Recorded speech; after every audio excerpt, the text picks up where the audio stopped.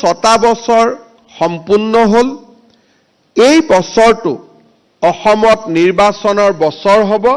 স্বাভাৱিকভাৱে জানুৱাৰী আৰু ফেব্ৰুৱাৰী মাহত আমি গুণোৎসৱ উদযাপন কৰিব নোৱাৰিম আৰু সেইবাবে 2026 বৰ্ষৰ মাজভাগতে আমি সপ্তম গুণোৎসৱ আয়োজন কৰিম।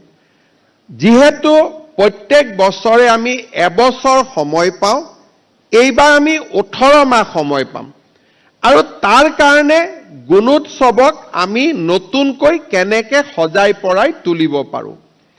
মোৰ অনুৰোধ থাকিব যে এক্সটাৰ্নেল ইভালুৱেটৰ চৰকাৰী কৰ্মচাৰীৰ লগতে আমাৰ যিসকল স্পিৰিটেড ইণ্ডিভিজুৱেলছ আছে, বিভিন্ন ৰাজহুৱা খণ্ডত কাম কৰে, ব্যক্তিগত খণ্ডত কাম কৰে, কিন্তু শিক্ষাৰ লগত তেওঁলোক নিবিড়ভাৱে জড়িত।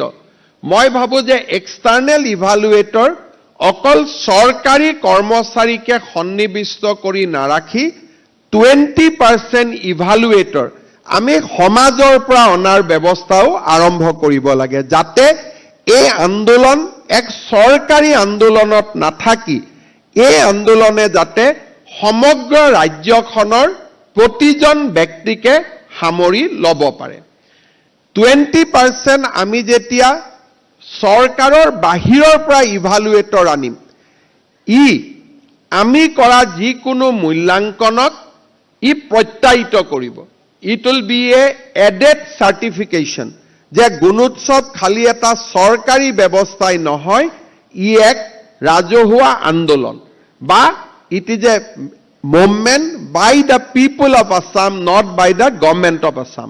মই এই ক্ষেত্ৰত সমগ্ৰ শিক্ষা অভিযানক কাম কৰিবলৈ আহ্বান জনাম।